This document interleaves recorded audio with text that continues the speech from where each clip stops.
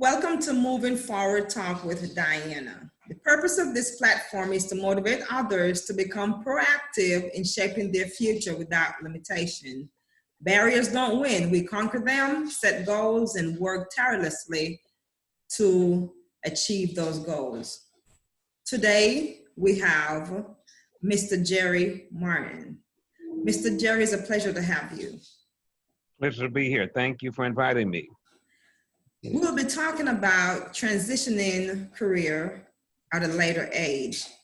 And you know, one of the barriers that we use to hinder us is age.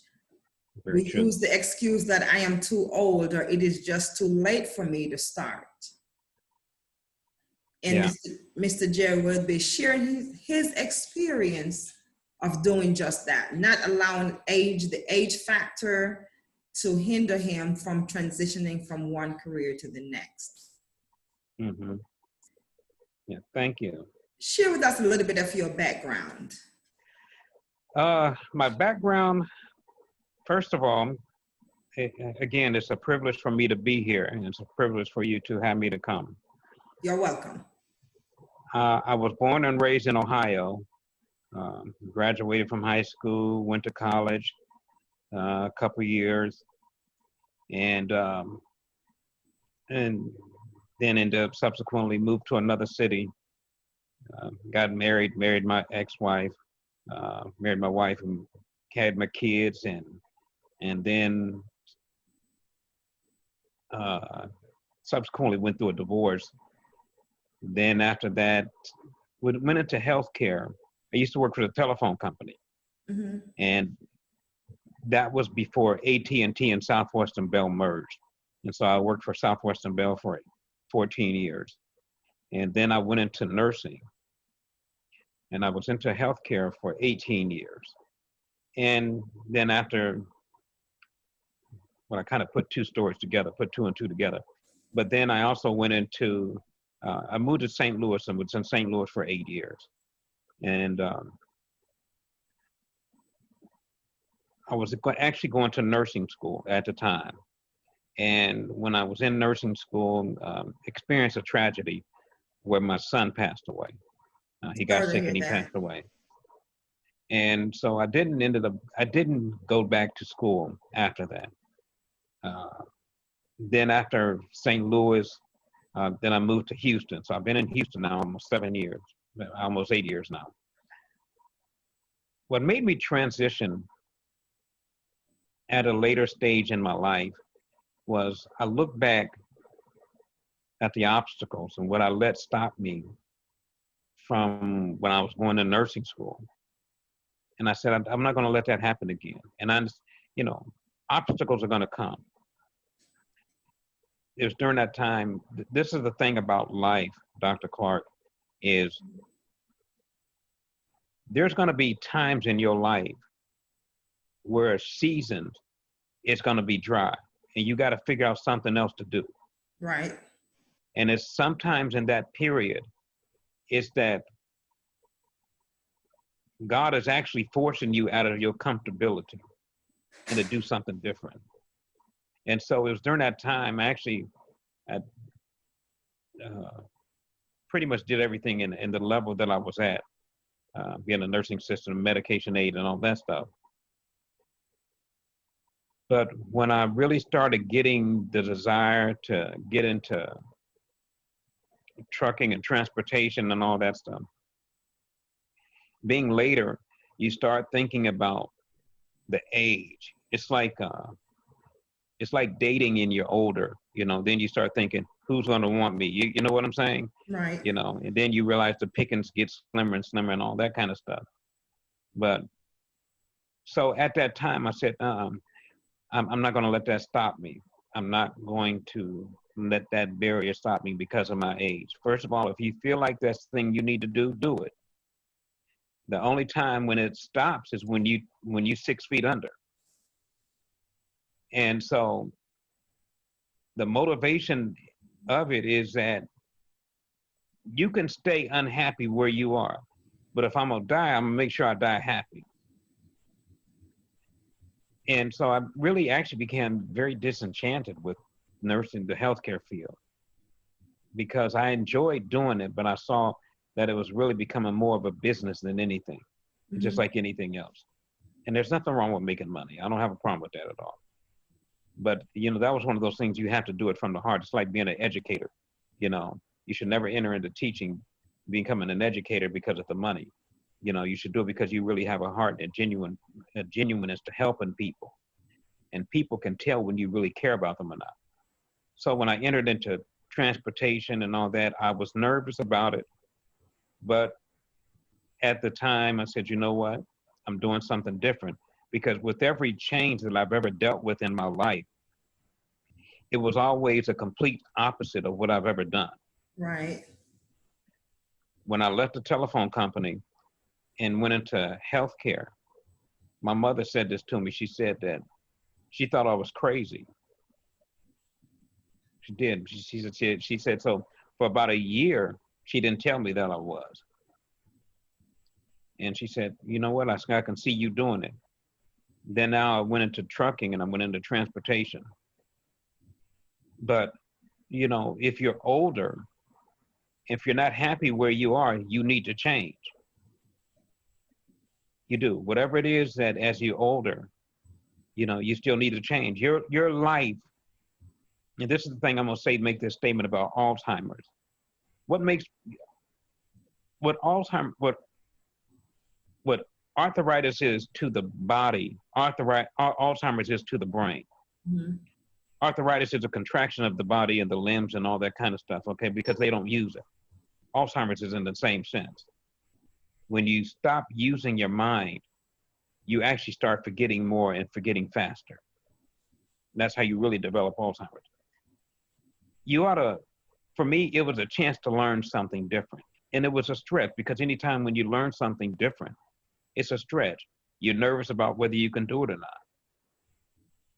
With becoming a truck driver, it was a stretch because first of all, the way that they have it set up, it was, are you able to, there's three parts to the test before you get your CDL license.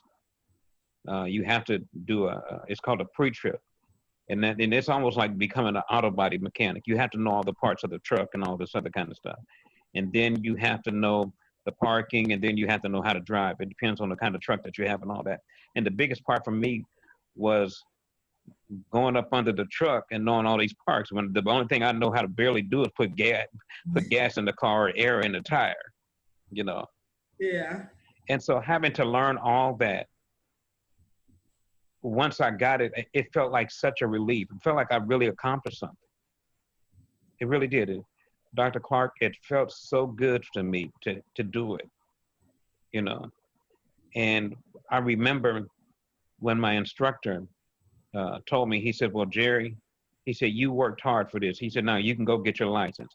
I sat there and almost cried because I knew I worked hard. And it was a struggle. I'm not going to sit there and tell you. They used to tease me.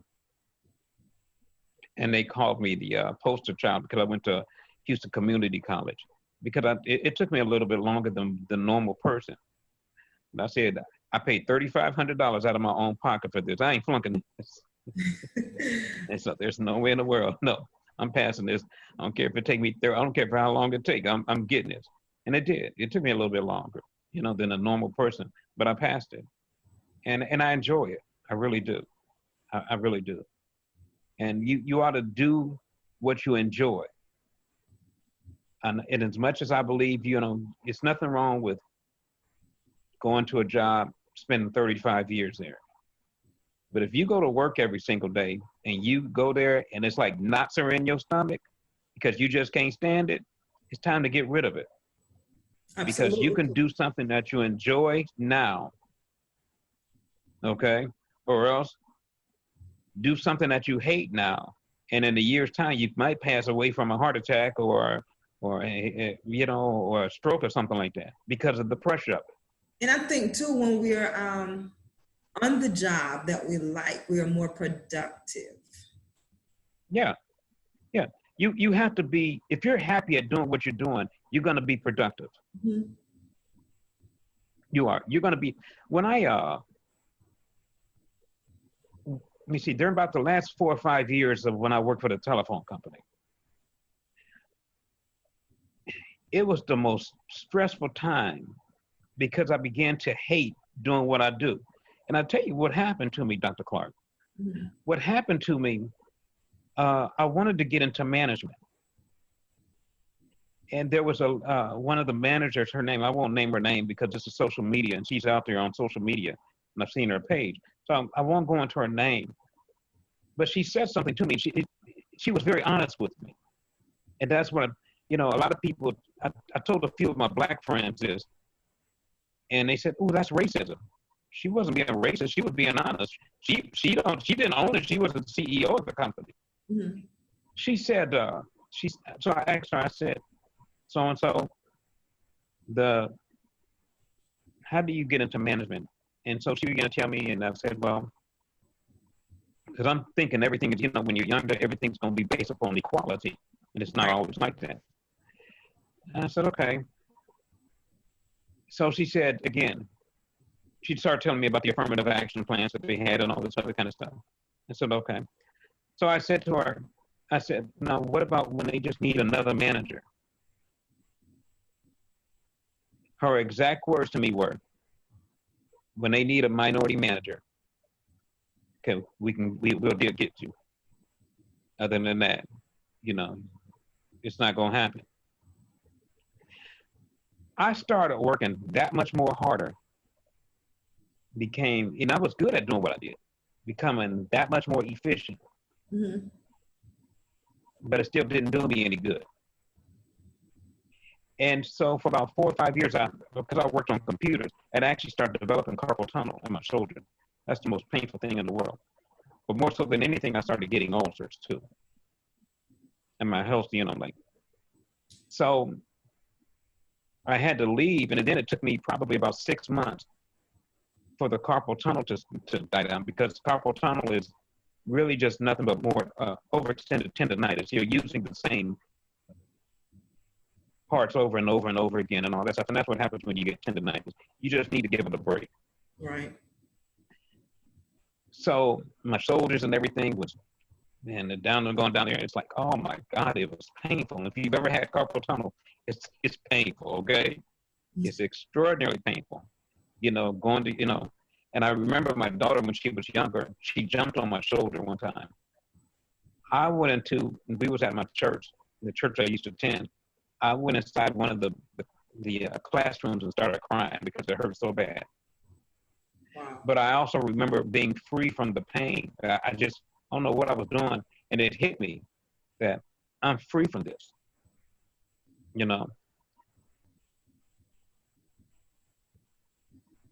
Being older, if I'm gonna do it now, then I'm gonna have to enjoy it. Right. To keep going somewhere. Oh, I see people who are older. They're doing the same thing. We had, there was 3 of my friends that were bus drivers, drove for the city, passed away in a week and a half. They had been tired of driving, but they didn't do anything about it. To be at the place where you've done something for 25, 27, 30 years, it's commendable in one thing, but if you're not happy doing it, you better change it because it can cause you death.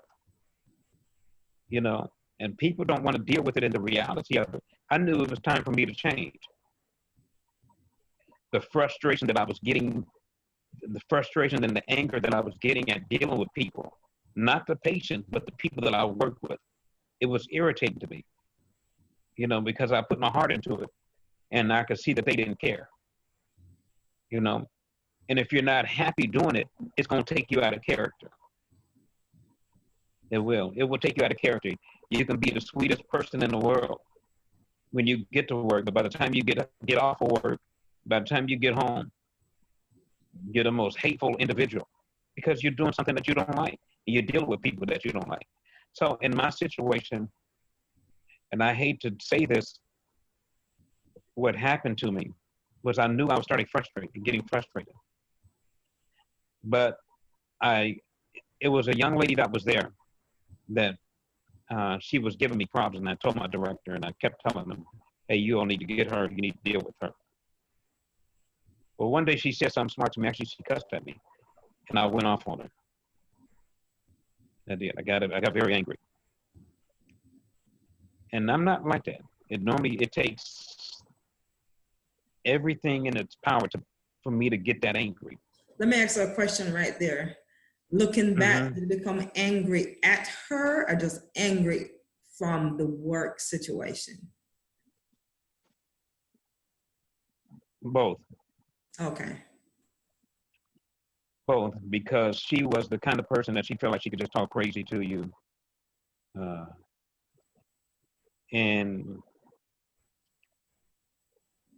I was more, the situation was,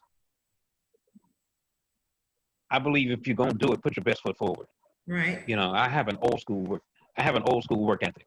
Mm-hmm. So my father taught me how to work. You know, I believe you ought to work till sun up and sundown. I cannot stand if you're not going to put the effort that I'm going to put into it. You know what I'm saying? Mm-hmm. You know, but with her, because of her mouth and all the other stuff. But what happened was this. It was a situation that, because of the things that I said, I actually could have gotten fired for. But they couldn't fire me because they didn't deal with her. But what I knew then, right after I did it, and I knew as soon as I said, okay, you know what, it's time for me to go. They're not going to change, so I need to change. Right. That situation there made me know that it was time for me to go. It was literally time for me to go. Because they're not going to change, especially if you're an African American and you're working in corporate America, particularly with the Caucasian race and in other places. And I'm not knocking them, okay? But they're the ones who primarily own everything. Right. You're the one that's going to have to change.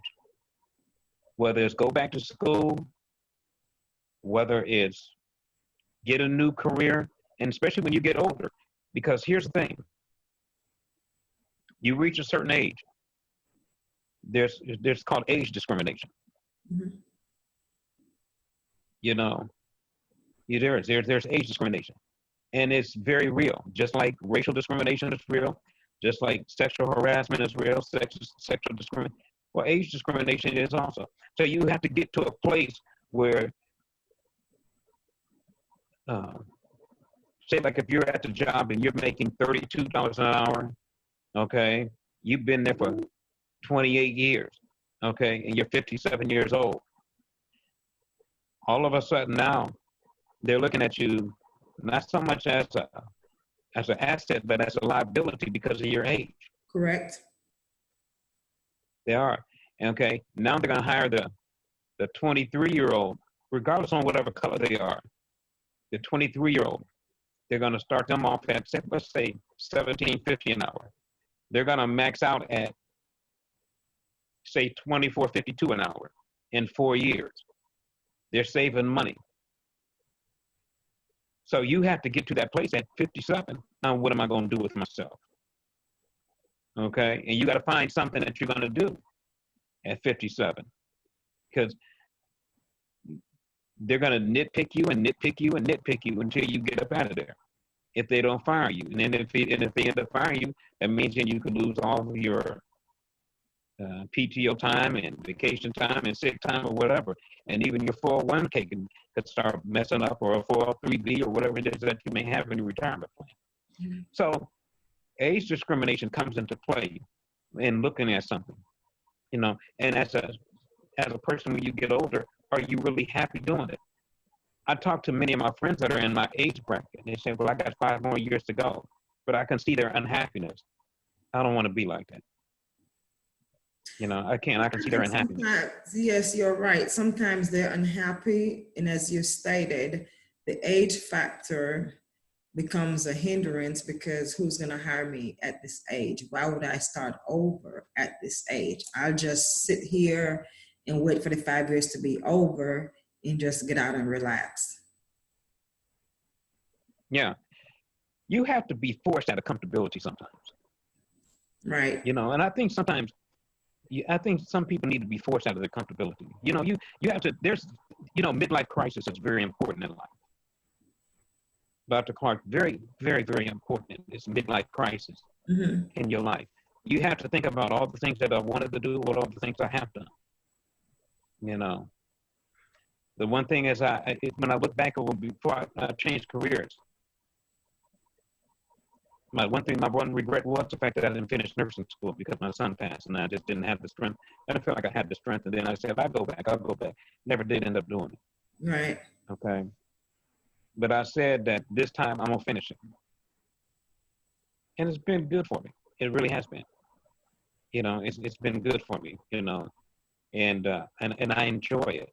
Because first of all, when I'm in a truck, I'm by myself, so I don't have to listen to nobody else. But there's having a CDL for me is like throwing me into a candy store with a bunch of candy. Yeah, I can pick and choose to do whatever I want to do. And that's what I wanted to ask you. Have you always had that desire of obtaining your CDL and becoming a truck driver? Or was it just No, not at that. No, Okay. no. It was like a God moment, a wow moment. Yeah. A spur of Yeah. the moment. Yeah, Yeah. it was like a God moment. Yeah. A wow moment at the time. I mean, you have to know what you can do, the gifts that are inside of you, the gifts and the talents that God has placed inside of you. And if you pray about it and you ask Him, and if there's an overwhelming desire to do it, go for it. Go for it. You would be so happy to do what you know you can do. Maybe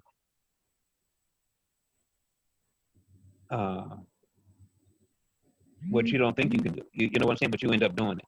Right. It's like my daughter's going for it. Okay, I got about 6 or 7 of my friends that have PhDs. Mm-hmm. And then Dr. Clark, and I think it's a major accomplishment. But one of the things I've noticed about all of them, Mm-hmm. and you know this from having yours, there's this like a hump that it's like it hits everybody that I've noticed. It's like you get to that point, you're like, oh, you know what I'm saying? And you like, my daughter's she's experienced it, and it's like, I got to get through this. It's like something that just kind of gets off on your shoulder, and you got to get through it. Right. You got to get through it. Because when you start off, you're like a blazing fire. And But then I've experienced that. I definitely was there. Yes. Yeah. So that's what happens sometimes in your life, especially as you get older. You're like, So you got to get over that. And that was the thing that I needed to get over, was knowing that, okay, I can do this. And like I said, especially when I went up under the hood to name stuff off. And I'm not a mechanic. I tell everybody I'm not a mechanic. Mm-hmm. And it was scary. I had to go through it. Diesel mechanics do all that stuff, not me. And like I said, but I sat inside the truck after I got through doing my we have a road test that we had to take. And when the instructor told me, he said, "No, you got your CDL now," and I almost cried because it felt a sense of accomplishment. And it's just accomplishment. That's a very good feeling to have. Yeah, and whatever it is, whether it's one of my friends got her PhD.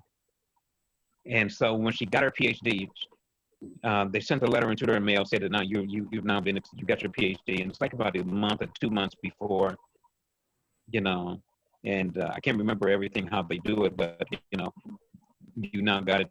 She did, she went before the board, right, with her dissertation and all this other stuff. Mm-hmm. And so she screamed and hollered, she cried and everything. But it's that sense that when you do it, even later in life, you still feel good about yourself. Yes. You do. And you should do something. Don't ever give up. That's just, I don't say nothing else to people who are reaching at an age where you don't feel like there's not any hope. Don't give up. The only time when you got to give up is when you 6 feet under. That's the only thing, because you can't go nowhere else under. It's ashes to ashes, dust to dust. And that includes, as the saying goes, while there is life, there is hope. yeah. If I could do it, I tell anybody, if I could do it, then anybody else can do it. Right. And that includes with school. I tell you something I did. I went on Wikipedia. Mm-hmm. No, I went on Google, excuse me. And I was looking at the oldest person to ever get a PhD. Yeah. And they were, I can't remember, I think they were 102. Mm-hmm. Either 98 or 102, I can't remember which one. And I was so impressed with what they did later in life.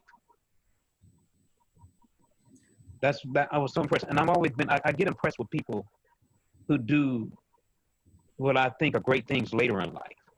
Right. And I had that experience as well. When I was in college, I was in the GED program, and there was a lady there. She was 82, very smart. And she was working and earning her GED. And she explained that, she had kids early, so she had to raise a family. And now she's just ready. And I believe I had asked her, someone else had asked her, what's next after your GED? You're going to stop? And she says, no. From there on out, she would continue college until she earned a higher level of degree. Now, if she did, I don't know, because I haven't seen her since, we all graduated from the GED program. Wow. And that's beautiful. Yes. And I thought it was so amazing. Impressed. Yeah, I do. I get it. I get so impressed with people that are older and are doing things.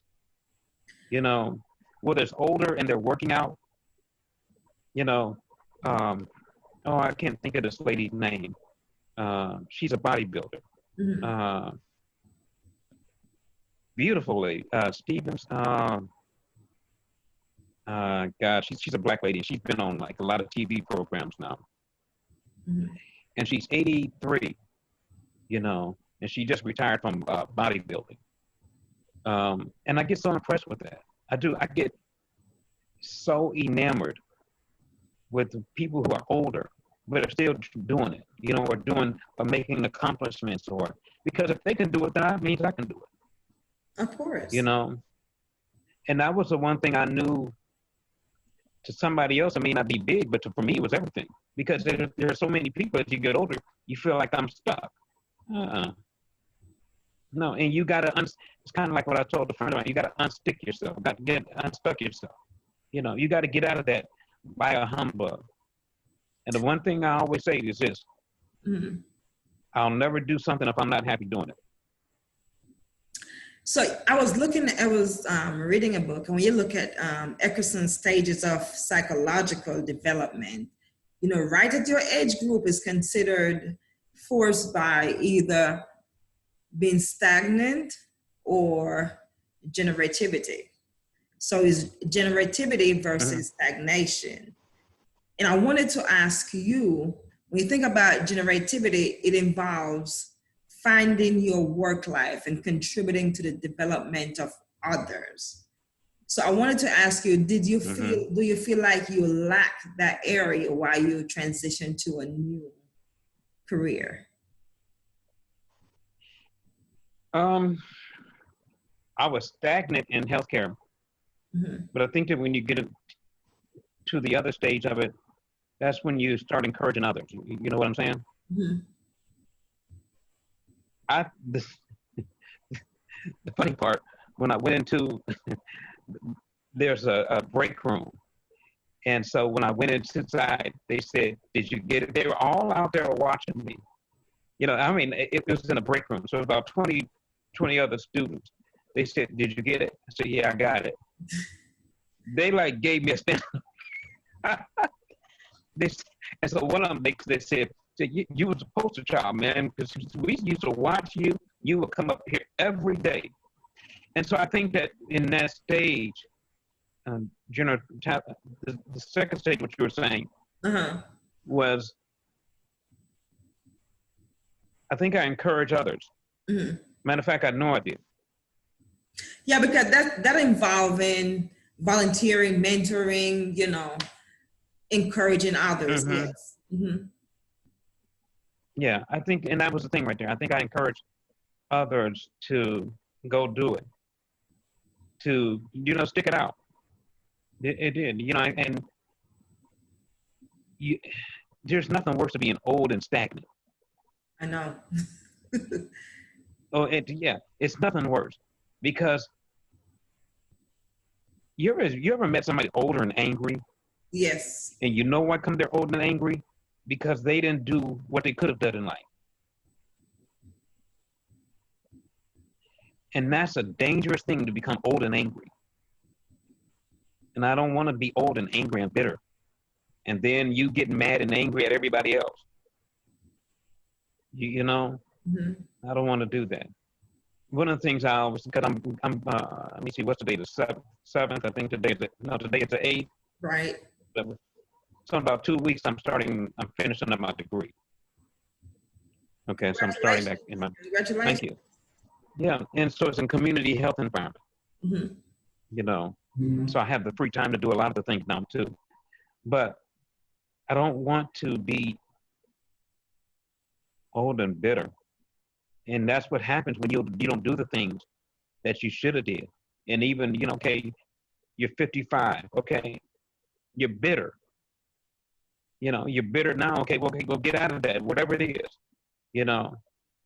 Sometimes you can overextend your welcome, so to speak. You can. You can overextend your welcome. And the Bible says this here, because I like to read the Bible. It says that the brook dried up. Every point in your life, there's going to be something that's always drying up. Right. I was reading about Michelle Obama's, the head of her security. She was the first lady of her Secret Service. There was a lady, I can't remember her name. And so what ended up happening to this lady, she had to start her own security company, but it was really kind of out of desperation. And here she was, the head of the Secret Service for Michelle Obama, but that brook dried up for her.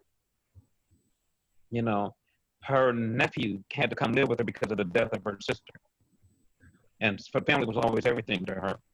And she found out, well, the boy was getting older, but she needed to be around in order to mentor him and provide him with the motherly attributes that he really needed. And so she started her security company, but now the security company that she started just took off booming. She did. It took off booming. Most people would have taken that situation and said, well, because she's the head of Michelle Obama's security team,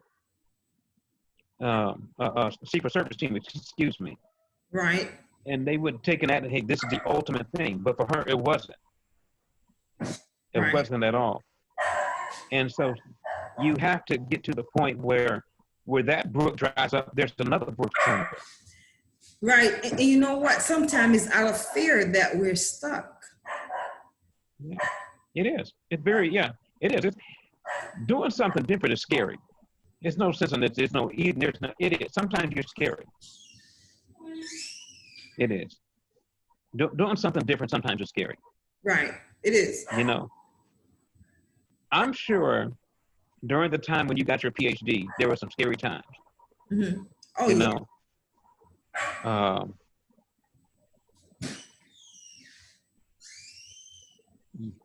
There are times when I didn't think I would complete, but I didn't think I could actually successfully complete one milestone to move to the next.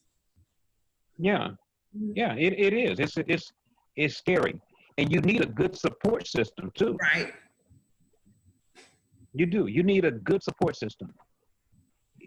Because you never make it through doing whatever you're doing by yourself. God never makes us into a lonely island. You know, you're not a lonely island. So you can't do it by yourself. You need somebody to encourage you. You know, and the guys that, like people that are around me, when I told them I was going to go back to school and get my CDL, they encouraged me. They did. Years ago, Dr. Clark, when I used to run track in high school and college. Okay. My first race that I ever had was half mile, 800 meters. Okay. So I remember the first time I was running against two guys. Well, one of the guys, he was an all-state former in cross country, and I ran cross country. But I ran cross country for the simple reason I knew I was going to run a different event, you know, this year, the year that I was running, my senior year. But here's what happened to me. So the first lap, it was two laps. It was fine. I was doing good. I ran around the first lap, okay, I was fine. Being from Ohio and starting the state, starting the races, you know, we started in April, maybe late April and all that stuff. It gets cold. It's still kind of cold. Let me tell you something. So that first lap I ran, I was fine. Going into the second lap, going to halfway, somewhere up in there, okay. All of a sudden, about the last 200 meters, 220 yards, somewhere up in there was a real strong crosswind that hit me. And we used to have this thing, it was called the monkey, okay? So the monkey, you know, we could say, oh, the monkey got it. And they can tell because all of a sudden your whole demeanor changes. Everything about you changes. Well, my form started changing. Everything started changing about me. And so I was coming around for the last 100 meters, 100 yards. Everybody around me was saying, Jerry, hold on. They could see what happened to me. Yeah. Hold on, Jerry, come on. And I would look back, see where this guy, my coach would tell me, no, don't look back. No, hold on. Keep looking straight ahead. And I can't show you, you know, because my arms was going like this, my eyes was, you know, I don't know if you ever ran or anything where your chest is burning and your lips is getting white and tears is coming out your eyes and everything. It's a horrible feeling, you know. So I'm running like this, and my team was telling me, Jerry, come on, you can make it. And I turned around again. My coach says, no, don't look back. Look ahead. You're not gonna win if you don't look. If you keep looking back, because you know. And I'm like, and I'm running, you know, and all that stuff. And finally, when I hit that finish line, I fell across the finish line. Okay. Now, here's the thing. The reason why I tell you that story. I won the race not because I kept the best form, right? But because I had great teammates around me. You got your PhD just as well as I got my CDL, just as well as other people. Sometimes your form is not right, but because you had a great support system. Right. That's the same way it was with me. I had a great support system. Then by the time I got in, when I got a standing ovation in the break room. And one of the guys pulled out some money. He said, hey, man, you go take this, you know, he gave me $20, you know. And I was like, I'm going to take that $20. But, you know, you need a support system. If you're going to do it later in life, you need a support system. For some people, it's their children. Yes, sometimes when we actually now are taking a step towards something else, we do need like-minded people. Huh? Sometimes when we're taking a step towards something, we do need like-minded people in our corner. You do. Because there's going to be that time of frustration when you're going to want to give up. Right. One thing I knew I wasn't going to do was give up when this money came out of my own pocket. You know, because I paid $3,500 out of my own pocket. And then let's just say, you know, I don't know, one of my friends went through that hump that I was telling you about. And I said, Tracy, let me tell you something. You got to stick with it. because here you didn't apply for loans, grants, and all this other stuff, and you're paying for all this stuff. No, you stick with it. Gotta It's stick gonna with materialize, it. Mhm. you know. And for her, like I said, it was tough on her.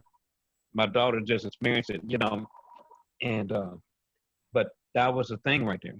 You're going to go through it, but if you got to get the right support system, you know, you have to get that. That is so important of doing things later in life. Is getting the right support system. Yes, Whether, like I said, and individually too, we have to be able to not resist the change. You have to be resistant to change because everything yeah, there's a change. yeah, So yeah, it's just it how is. we cope with it. Yeah, you can't resist a change. You have to change. Hmm. Like you said, it's like a cell phone. I remember in 1972 when the cell phones first came out. Right. There were the big horse phones, those big horse phones, about as big as the state of Texas and Florida put together. Now you can live your whole life through a phone. Hmm. Why? Because and people that are smart, and especially just Generation X and the millennials and all that stuff. Now I had to do that now because look, I was happy with a flip phone as far as my opinion. Give me a typewriter and a flip phone, I'm happy. Right. Can't do that. Can't do You that. know, No. yeah, you can't do that. So don't resist the change. That's so important because it's easy to get stuck in your ways. It's so easy to get stuck in your ways. Hmm. You know, keep doing. What did Einstein say? The definition of insanity Hmm. is to keep doing the same thing over and over and over and expect different results. And expect different results. Yeah, it is. That's the definition of insanity.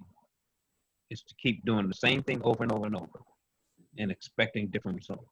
No, if you want change, whatever you're doing, if it's not working, okay, you got to change it. We got to change it. You do. You have to change it. And we're wrapping up. And you touched on this a little bit, but I want you to go into a little bit more detail in giving advice to others who may desire the change and need the change, but is very reluctant to do so. There's what I call a midlife crisis. Hmm. Everybody, you reach a certain age, you have to have one. It's kind of like the thing of dating. And I think I always say this, and I always tell every woman this who dated somebody 10 years, 12 years, 15 years, and they're still not married. And I always say this, why would you let somebody waste your time? Okay, do you want those next 10 years to be like your past 10 years?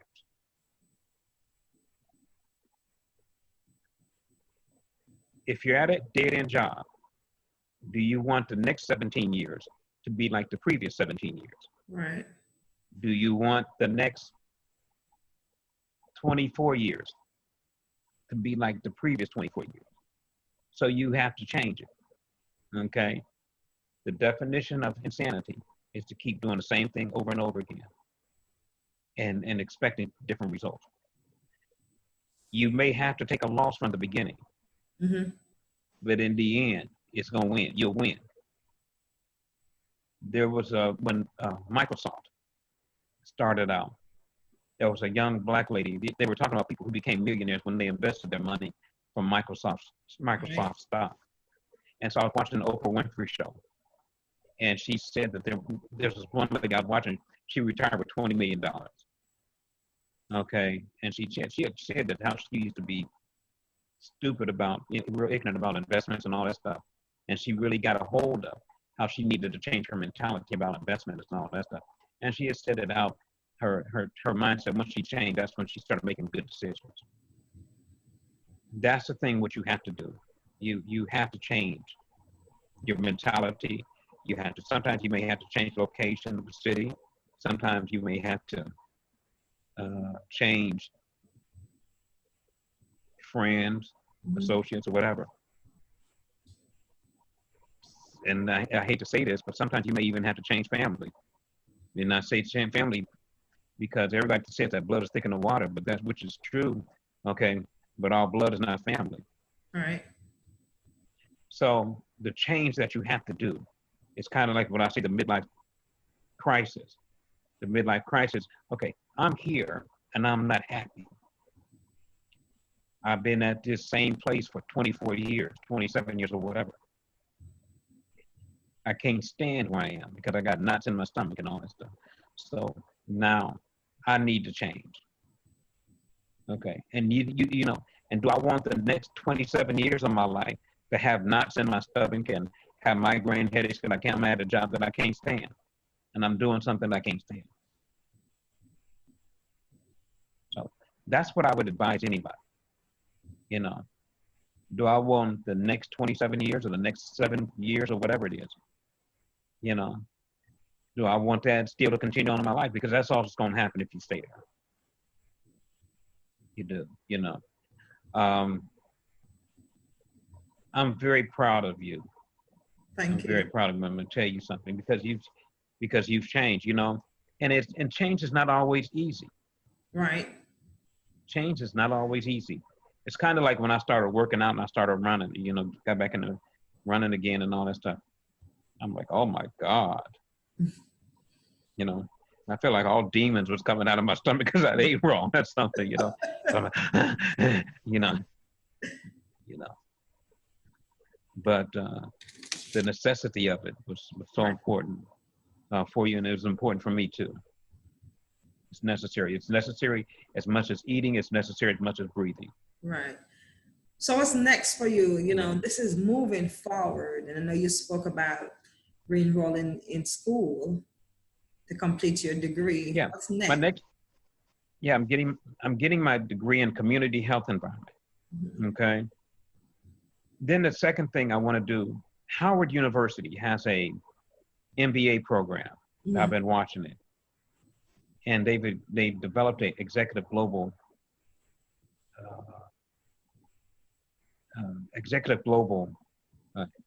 MBA program. Mm-hmm. And it's actually number 12 in the country. And so that's one of the things I want to learn is get my MBA. You know, I was looking at some MBA programs already and master's program, you know, because I've got another year and a half to go. Right. Before I get my degree. And actually, if I really just got at it, I could maybe do it in a year. Mm-hmm. You know. But now I'm at a place where I don't want to. I want a good. I always wanted the good education, but I want top level. You know what I'm saying? Mm-hmm. You know, things like I have a friend of mine. He's got like 4 PhDs, somewhere up in there. And one of his degrees, he's got like 3 PhDs, 4 masters, 4 PhDs or 3 masters or something like that. I forgot. Yeah. But one of his degrees, he's got an MBA from Duke University, globalization business management. Mm-hmm. And if you know anything about their MBA program, it's actually number 2 in the country. Right. Behind Wharton School of Business. Mm-hmm. Okay. That's the area where I want to go to with my life. It's the top. And you have to, you know, and I feel like I'm in my vein. You said Duke. Yeah, I do. I feel like University, right? Huh? Duke University. Pardon me? You say Duke University. And my 13-year-old, yes, that's where my 13-year-old son, that is his college of choice. Yeah. Go for it. What's he want to make? Does he know what he wants to major in yet? I know he's 13, but no, he didn't say his major yet, but that's where that's the college. If you can research, and that's the only college to him that really exists right now. Okay, that's good. It's you know what? My nephew has his MBA from Wharton School of Business. Mm-hmm. Okay, if he goes into MBA program, the top 5 MBA programs in the country. Wharton's number one. Wharton is number one. Duke is number two. University of North Carolina is number three. Georgetown University is number five. I can't remember the number four. Mhm. Okay, the order that I was reading at them in. Okay, I started to say George Mason, but I'm not sure about that. But go for it. Tell them to go for it. And just like my friend, he's getting his degree, his MBA, in Georgetown University, but he's already gotten and he's 61. Right. My friend is 61. And what he does now, he's an Uber driver. But at 61, I saw him about 8 months ago. And so I think he may have it by now. Mhm. But he was telling me about their MBA program. People flying in on their own corporate jets and all this stuff, and the people that own their own jets coming in. But he said, Jerry, now I'm getting the offers that I want. And the schools the business that are calling me $250,000 to $300,000 a year, they're going to pay me this. Mhm. Okay, good. That's what I want for me. After I get my bachelor's, then I'm gonna go for an MBA. And you And can I- and do I- it, and you will do. Yeah, yeah, I am. You're my role model. You're my shero. My Shira. Okay. You're my shero. Yeah, but your son, go for it. My nephew, when he got his MBA from Wharton, he had a job coming out of St. Louis University, paying $70,000 a year, and he quit that to go back to school. So when let me tell you how God has smiled on my nephew. So he leaves there. He gets out of Wharton. He's got a job paying $200,000 a year. Okay. Mhm. I don't know if you know anything about Simi Valley in California, No. in the Bay Area. Simi Valley it's a hotbed for investors. Mhm. And so my nephew now, he's down in Simi Valley.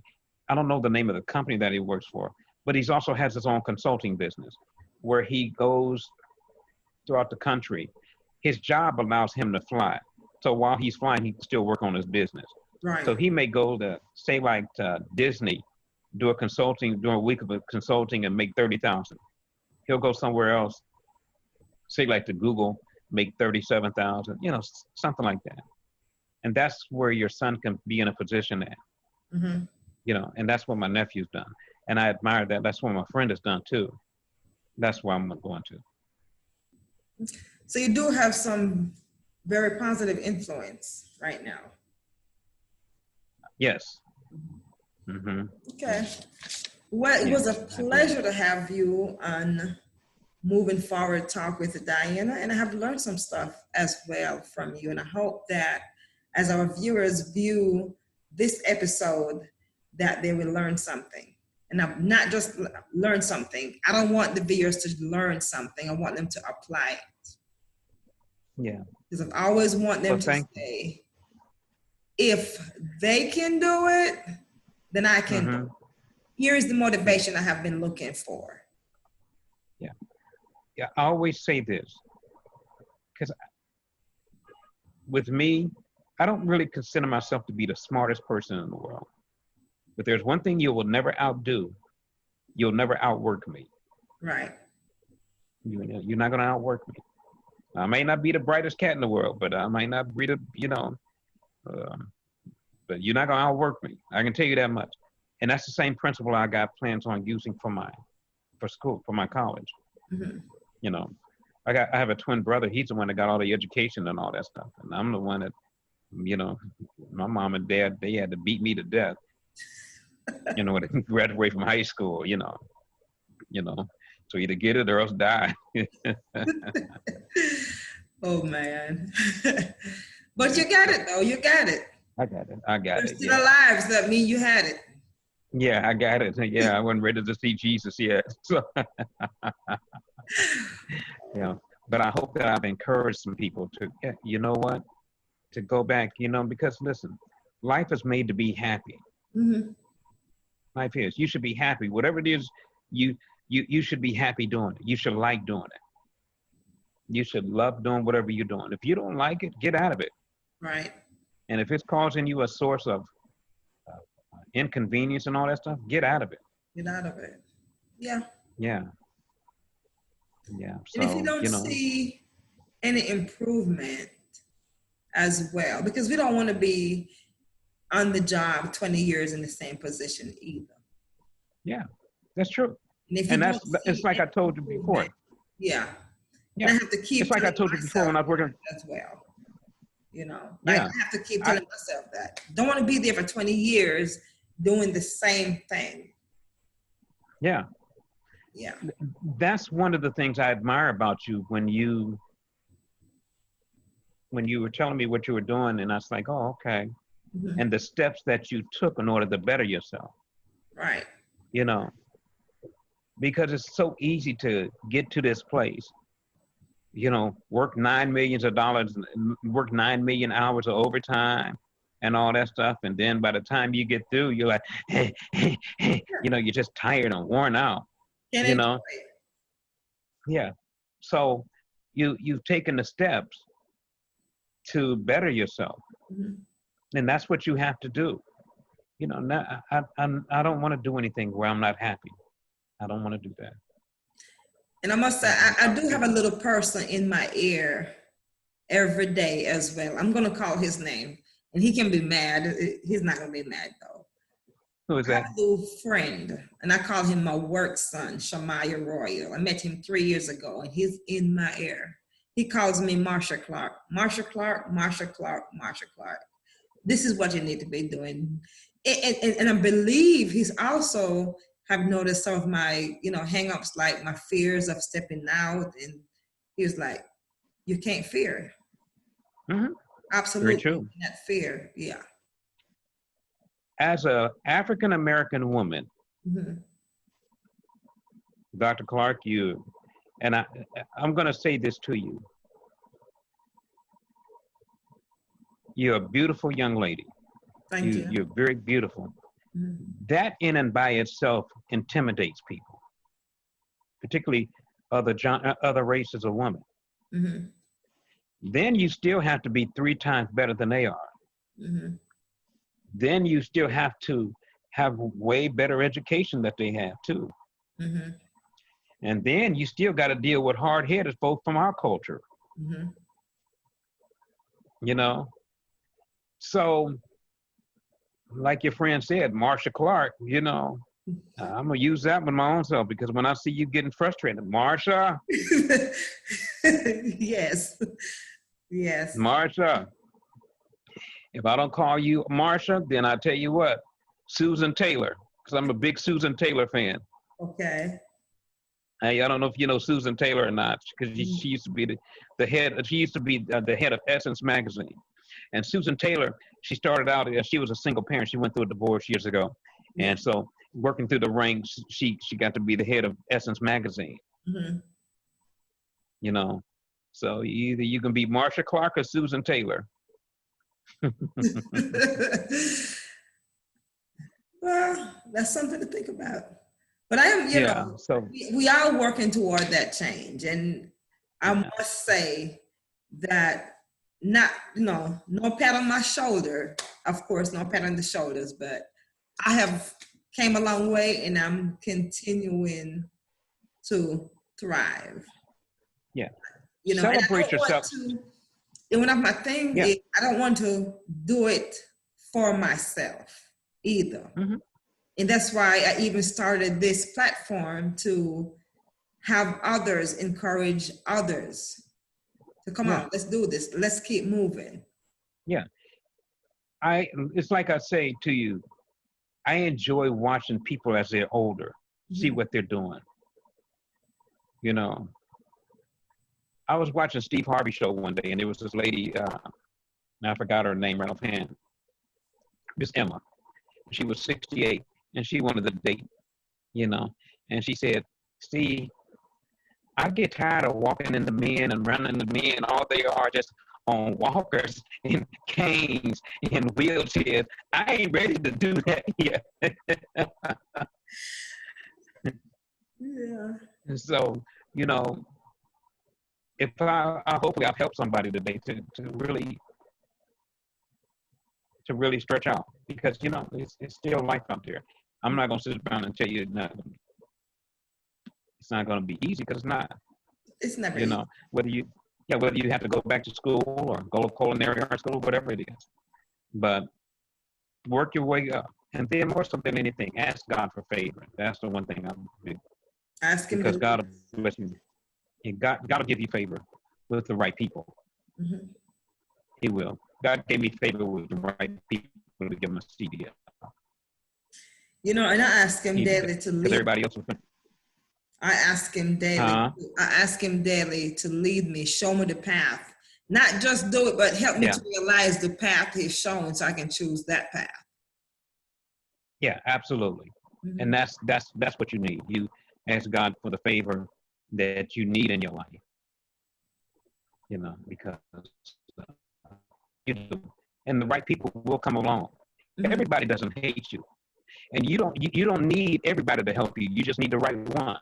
Just need the right one. Yes. Yeah.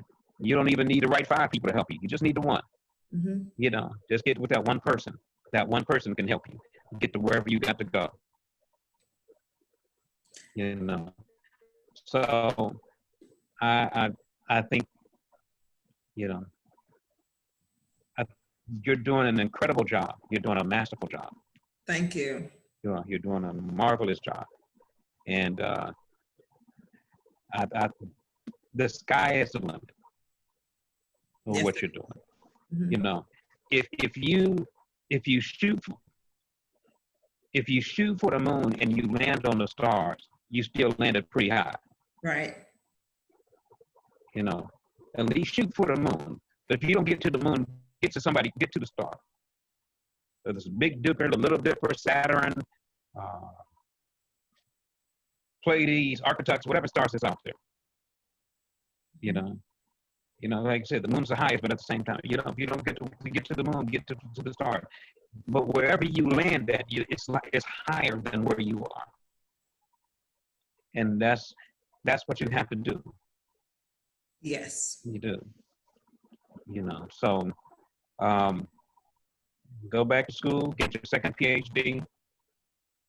You know, motivating, and it's like I said, though, Dr. Clark, it's not easy, but it's attainable. It's My a friend, like I said, he's got he's got his like just his 4th or 5th. I don't remember how many he does. He's got like 3 PhDs. He's got one from an Ivy League school. He's got one from Oral Roberts University. Oh God, I don't remember now. And then he's got one from an Ivy League school. Then he's got an MBA from Duke University, and then he's got another master's something from University of Houston. Yeah. I can't remember the other ones. It's like I said, I'm like, okay, I just get tired of reading about it. Learning is a continuous journey, though. Education is a continuous journey. Yeah, it is. It is, absolutely. You should always want to learn. Mm-hmm. You should always want to learn. You know, if you stop learning, like I said, that's how you get Alzheimer's. Yeah. That's what happened to a lot of people. They stop learning. They stop doing stuff. You know, Okay, thank you very much. And thank you very much. And I really enjoy this conversation. I know someone will be motivated from listening. Well, I hope I've motivated somebody. Yes, I do. I hope that I have helped somebody, because it's been a joy, and I hope you allow me to come back again. Yes. And it's a joy. I enjoy seeing my own, and it's nothing I don't get joy out of everybody else. But if I can do anything to help you, I will. Thank you. And I mean, whatever I can do to help you, I will. Thank you very much. You know. So until next week. I'm sorry. Okay. Go ahead. No, go ahead. I just want to say thank you for having me too. Oh, you're very welcome. And until next week. This has been Moving Forward Talk with Diana.